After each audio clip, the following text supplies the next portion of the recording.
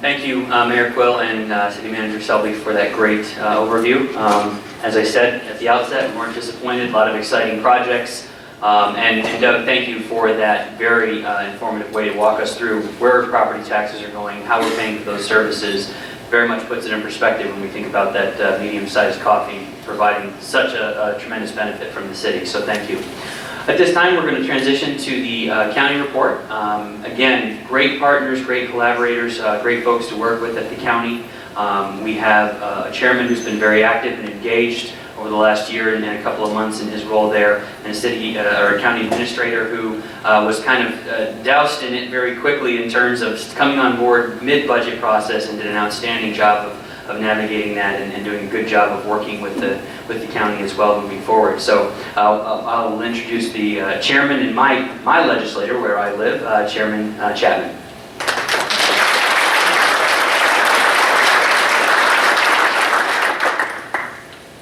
Thank you very much for the privilege of being before you again. First off, I would like to welcome our new colleagues, both on the City Council and to the Legislature. I'd also like to thank our county employees that are here today. If you would all stand, I'd like to give you a little applause, please.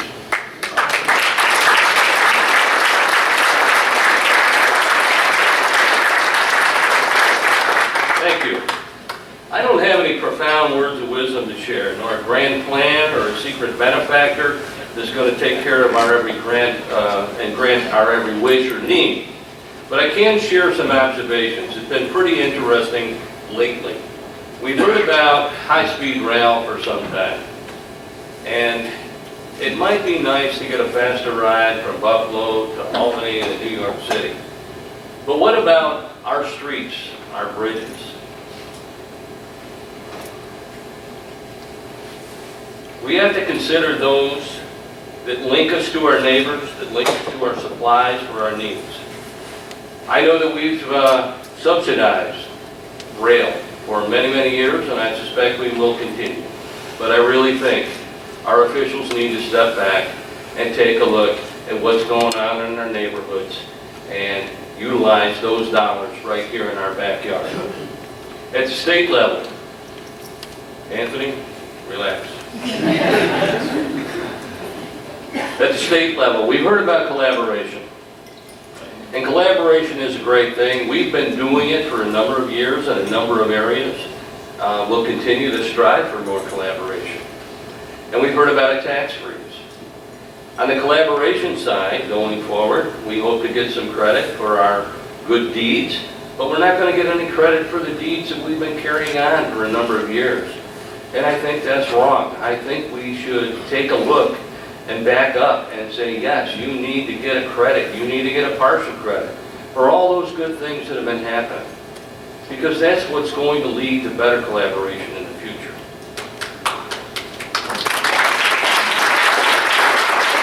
We've heard about this tax freeze. We've heard that, you know, there's a refund check in the mail and all that kind of stuff. And I think our real property gal, Kelly Anderson, did some figuring, and we could return a whopping $16.68 to every residential property owner here in the county. There never is a free lunch.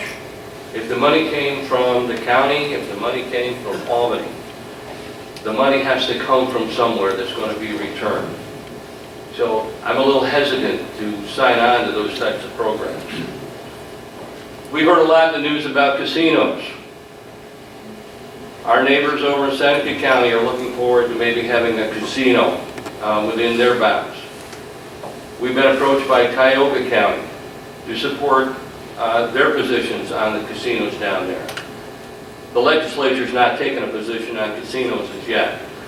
We're going to listen to more information, and we'll see as the process flows downstream. Sometimes casinos are looked on as economic boons, but you have to step back and wonder, will this only be a Band-Aid? Will there have to be something, some other animal besides a casino in our future to try and give us that immediate gratification that we all seek, that we seek that lower tax rate, more ways to make money. On a local level, we work with every village, every town, we work with the city in some manner to enhance the efficiencies of processes we use and to solve problems. We work with every fire department, ambulance service, volunteer or paid, and every school system. This past budget season, we hunted and we made some changes. And we kept our tax levy with what I would say is within reason. Going forward, we're going to continue that process. And through our bipartisan efforts, we'll continue that process, and we will reach over the boundaries of Cayuga County and work with neighboring counties to sustain this region and add value. I can give you one example that we've been in conversation with Onondaga County now for better than a year in regards to bringing a second source of water in. More recently, Congressman Maffei had an infrastructure meeting, which was very educational, and I really appreciate the input that Christina brought forth at the meeting. And we bannered about the idea of, why don't we try to do this on a more regional basis? Well, with a few telephone calls, we're going to do that. Wayne County has signed on. We're waiting to hear more from Oswego, but Onondaga is in the conversation.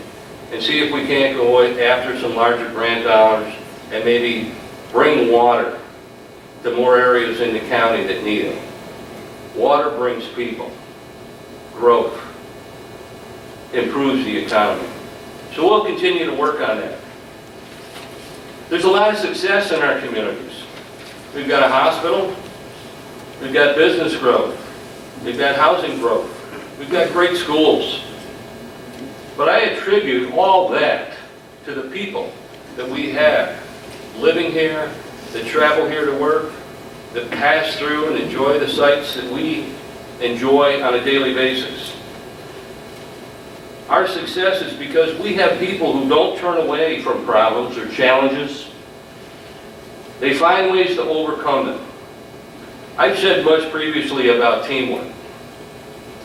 And it's the people on the team that make the difference every day. There is no application on a smartphone that takes care of these challenges. It's up to us, you and me, every day. We're doing a pretty good job. I give you some examples. This past year, on one occasion, some departments encountered a challenge and needed some personnel. One department head picked up the phone, talked to another department head, and I sat back and I listened and I watched the emails, and in about 10 minutes, the problem went away. It's because the people can work together. The people count on each other. They're comfortable. They know. They have the knowledge. They have the experience. We had another hiccup during the nursing home collaboration process. There were folks in the treasurer's office who were engaged in the reporting process. And a lot of credit to the girls in Jim's office. Thanks to their frustration, if you will, they talked to some counterparts and they stepped back and they looked at the process and they said, well, what if we did it this way? And so we said, go ahead, change the process. The process was changed. It was a lot nicer to work in that environment, and there were smiles on people's faces. That's teamwork. Teamwork is a connected effort. It's an effort that can be measured, and it's clear. Being a member of the team makes the difference, and I want to say thank you to each and every one of you because you are on the team here. We also do an employee recognition program, and this is kind of a slow start, but now it's really gaining momentum. And that helps to build the teamwork that we need each and every day. You've heard about some of the challenges that face us, but we all need to look at our expenses harder, look at the way we do business, and we can make some changes along the way. But we will be stronger and can continue to provide the vital services that our citizens and our future citizens deserve and need. We will meet all the challenges head on and work through them with your help. We can do that because we have a great community and we have great people. Thank you.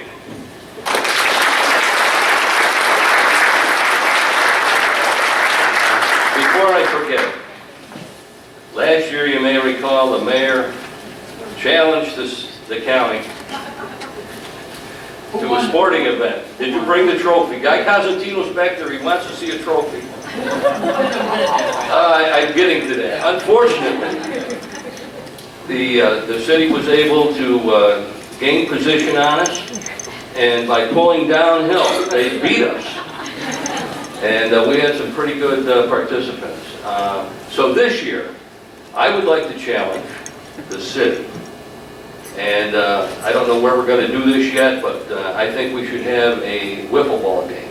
I don't think we'll have any injuries, and I think they give more people a chance to participate. So we're good to go. And then, just as an aside, because I see Mr. Cosentino back there, you really need to consider that the mayor and I should get our own show.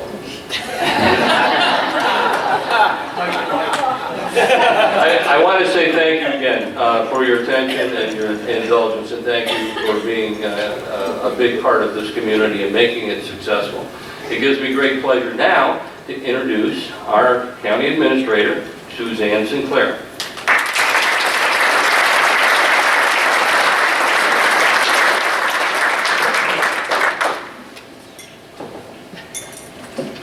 Well, good afternoon. I am really pleased to be here. I was tickled to be able to be hired into Cayuga County and to move here. And I am very happily ensconced in Niles. I have a home there. I want to tell you that winter happens a lot there. But that's okay, because it's a very beautiful place.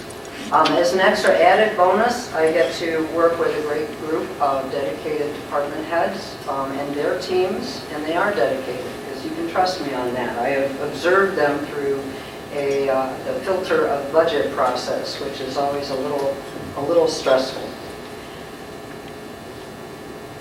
This year's budget, I arrived on July 22nd, so that's really about 2 months after the budget process generally starts. So it was kind of a process. But this year's budget included a tax increase.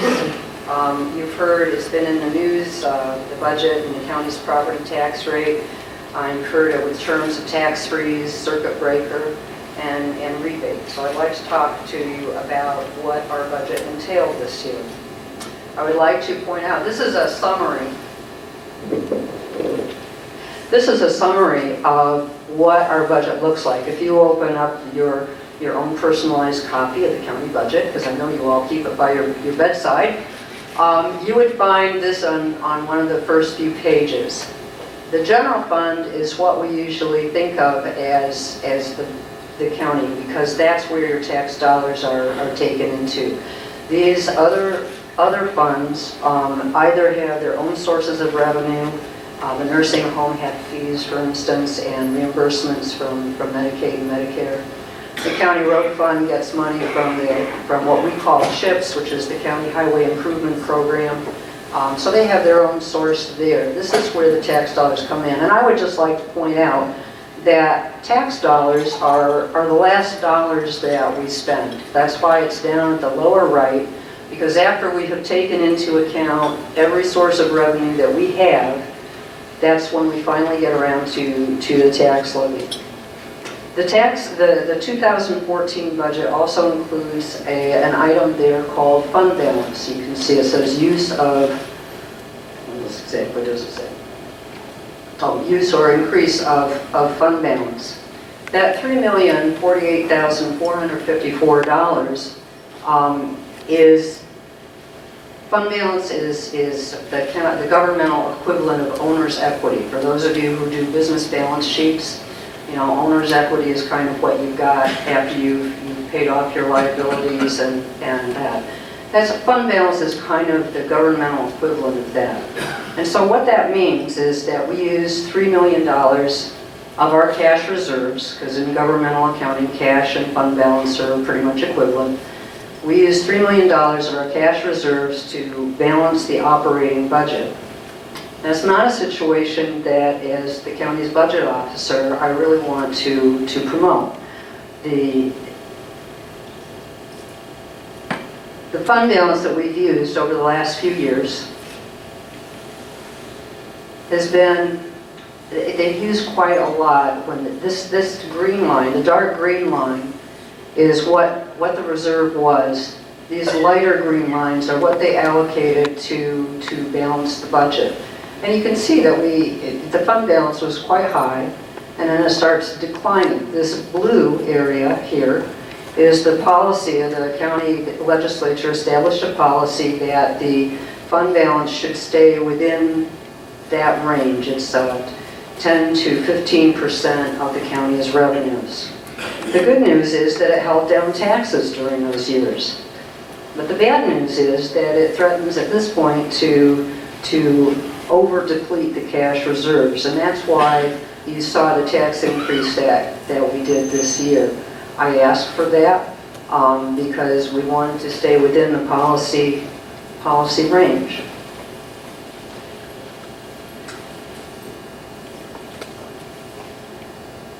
So what we have here is, as the time went on, we added the 13 budget. So they used some fund balance. The 14 budget ended up, and there you can see that it's getting closer to the bottom of that range. There was an allocated portion in 14 to go to 2015. And the problem here is that if we continue to do that, we will slowly deplete the cash reserves. You can see what's going to happen in 15 and 16 if nothing else changes. So the goals for Cayuga County that I have are, as the budget officer, is to support current expenditures with current revenues. This allows the county to retain their cash reserves for emergencies and for cash flow purposes. Tax revenues are not collected evenly throughout the year, neither are state or federal reimbursements. So cash reserves help us to avoid short-term borrowing and the associated expenses that go with that. The cash reserves fund balance will be within policy range. Our goal is to stay within the policy because I think it's a good policy. Cash reserves are there for emergencies, and we want to maintain sufficient reserves. And that I'm hopeful that Cayuga County could develop what I would refer to as a smoothing fund, which sounds sort of ominous for those of you who, smoothing is kind of an accounting no-no. But what this means is that if we could get to a place where we have our reserves, and then if we save money and cut expenses, because the employees, I'd be happy to report, try to do that just about every day at the county. When we can save money, then we can divide that by 4 and apply that to not raise your taxes unnecessarily. It would be an offset against expenditures, still maintaining those minimum reserves. So that's what I'm shooting for as we move forward in these next few years. So expenditures, what do we spend it on? Well, you can see here there are debt payments. We have $4,637,000 in debt payments. One of the challenges in this year's budget was that the county had bonded for their radio towers and the interoperable radio system that they developed, and that was expensive. That was an expensive project. They bonded for about $20 million, and so that added a $1 million net effect in debt payment right out of the gate. So there we were. The jail is about $9 million to run. New York State dictates the staffing and space levels. Probation, the state reimbursements here have diminished in the last few years. This year the state also established a managed risk assessment and required monitoring levels, and that's going to significantly inhibit the local management of the program, and probably, the dollars are not in yet, but will probably increase the cost. It's an example of what NISAC identifies as a state mandate, in the sense that the policy decisions that are made at the state level have a financial impact at the county level. Public health houses the pre-kindergarten and early intervention programs that are mandated by the state. The Medicaid payments are all by themselves over $14 million, and the other state social service programs add $26 million. And there's also the Cayuga Community College sponsorship, and that's about $3 million. So how do we pay for them? Well, the first dollars spent are from the user fees and other charges. When we house a federal prisoner in our jail, we collect a fee from the federal government. The county clerk's office receives a portion of the Department of Motor Vehicles and document recording fees, and these go into the general fund. Federal and state assistance are the next dollars spent. Some federal and state programs reimburse 100% of their costs, but most do not, notably social services. Remember, on the expenditures chart, social services and Medicaid together total more than $40 million. We receive about $26 million from the state to pay for those social programs. Sales tax revenue contributes significantly to county resources. And about the best thing that can be said about sales tax is that for most of us, I think, we probably buy more than we absolutely need, so it is in that sense optional. But it is still something that adds up over time. But we get quite a lot from that. And then the fund balance, here's the fund balance again. I wanted to put that in. It's not really strictly speaking a revenue, but we did use it to balance the revenue side of the operating budget. And of course, there's the property tax levy, which you see up there. And that's a number that I have learned to memorize. It is $37,247,280. Mandated services consume 90% of that property tax levy. So I'm sure you've heard that number before. I saw it in Tom's notes, Tom Squire's notes from last year. And so I know you've heard it before. A mandate, why is it important? Well, a mandate is exactly that. It's a mandate. The state decrees that the counties have to pay a large portion of their local property tax dollars for these programs. The amount is about 35% and growing. The state government initiates these programs, and the county legislature has really no control over the size or scope of these programs. Any reduction in the county's expenditures has to come from something that they have options about. That would be road maintenance, that would be parks, building maintenance, planned services, public health and its other areas, and emergency services. I happen to think that stable county finances, good roads, enjoyable parks, and public health and support for economic development all contribute to a good environment for economic growth, which would be my hope for Cayuga County. When the state co-ops the county's ability to support those things, it does tend to place an inhibiting factor on that environment. So these mandates are things that NISAC has pulled out, NISAC being the New York State Association of Counties. So the median county tax bill is, for a residence, this residence is $82,359. The county property tax bill would be about $695. Without the mandates, it would be the amount on the far right there, which I can't really quite see. So it'd be $278. And we picked out the median property for commercial and for industrial, just for illustrative purposes. So that's why when you hear county officials talking about state mandates, that's why they're concerned. It really squeezes on their ability to be able to provide services from a local decision point. Now, in interest of full disclosure, of course, if we're able to lower the property tax locally to that, your state income tax would have to go up. So, it's not like there's a free lunch here somewhere. But it would, in the budget structure envisioned, would assign, give the public a more direct line to who to talk to about the programs that they have interest in or that they have opposition to.